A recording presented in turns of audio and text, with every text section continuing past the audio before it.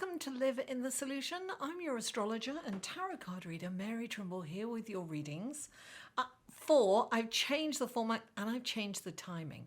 This is for, I've been working on this for a while. This is for April the 30th through to April the 6th. I'm kind of doing like a long weekend and into the next week. I've changed the schedule up a bit. And I've changed the format of the readings, and because this is about transformation, guys. This is about looking deep at what's working for you and what isn't. And so I've had some time to really work things out, and technically I had to work on things. And I really think I'm going to like this new schedule. And also loads of people do readings from Monday through to the next Sunday. So this will be nice for you to see a fresh perspective, perhaps, So these are for your sun, moon, and rising, guys. So, check out your sun, moon, and rising. All the links to everything will be in the show more section on a computer. And it's a little arrow under the video, which will, give you all the links. It'll show you the description box below what's going on. Now, I have also got a totally different spread too that I have designed for these readings. And I'm kind of excited about these too. Thank you guys for liking, sharing, commenting, and subscribing. I really appreciate you. Thank you so much to my patrons and the members of my channel. I really appreciate you guys. You make me feel valued. You do. Thank you so much. Okay, so let's go to your cards, shall we? I'm also going to be doing a live feed on love and finance, probably on the 30th or the 1st of May, for the first half of May. Guys, thank you so much for tuning in. Please don't forget to like, share, comment, or subscribe if you haven't already. Mwah! I love you all, and I'll see you next Thursday. Hello, Cancer, and welcome to your reading. Let's get right to your cards. And the first card out for you, this is the general energy of the week, is the Strength card. The number 8. This is, so look, it's interesting. This is the number 8 card. And then on the head of this person, this maiden, is the infinity sign, which is an 8 on its side, right, horizontally. So this is saying with courage, look, first of all, this is the underlying energy for the week. So your kindness and compassion is your strength, right? And your courage, have the courage, like she's got the courage to put her hands in this lion's mouth. Now, courage doesn't mean that there's an absence of fear, right? But courage means doing things in spite of that fear. And this is, the fear of being seen as weak. If you're too kind, you're thinking that you're too kind and people are taking advantage of that. And sometimes, yes, that does happen. But no matter what, being kind and compassionate, being in the moment is going to make, is going to be your strength this week. That's the treasure for you this week. Now, I always think of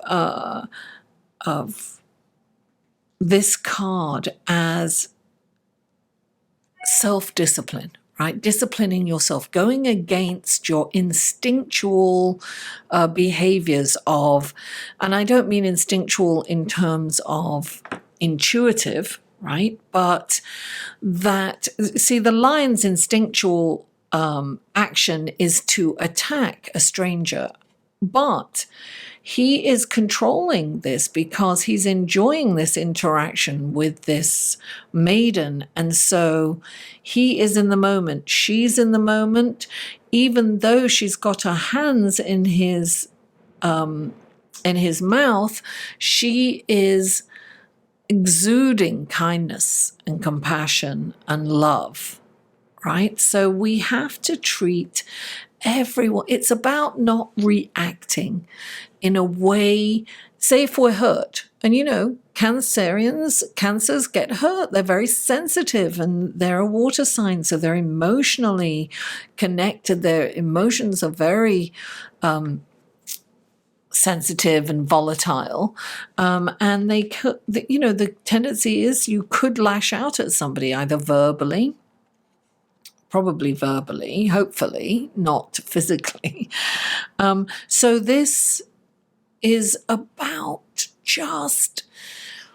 and it's not about retreating either, Cancers, because I know you love to retreat into your shell so that you can't be hurt. This is about coming out, is interacting with people, whether it's virtually or in person, but this is about coming forward with love, kindness, and compassion. And that's the general reading for your whole week. And I understand why, because the next card for you is the Five of Swords. And the Five of Swords is about winning an argument no matter what. And usually this is like an argument with somebody that you really know. Because this is going for their Achilles heel. This is, lashing out where it really hurts. So something. This is somebody that you really know. So their secrets, their weaknesses, and this is about getting them there. It's about humiliating someone. It can be as little as talking condescendingly to someone. But you see here, he's like, he's won, and they are walking away with their head hung down. The moral of this card, it's the Five of Swords, and 5 means change, right? The moral of this story is you may have won this battle, but you are left alone. Who have you got now? You've got in this fight with these people or person, and you have, even though, look, this is the kind of fight that it's like a dog with a bone, and it's like you've got to be right no matter what, even when kind of in your heart you're not right, or you've got to the stage where you can't win. So just to win, you just insult someone. Right? This is an insult, or talking to them condescendingly, telling them they're stupid, whatever it is that you're using to win this. The problem is you will end up alone. You won't have this friendship or this relationship. They are just leaving and putting down their weapons and going. And yes, for a moment it's triumph and yeah, I won. But then what? Right? So you know what I say when this card comes in? I always say, retreat. Just leave and allow them to be wrong. Allow them to be wrong.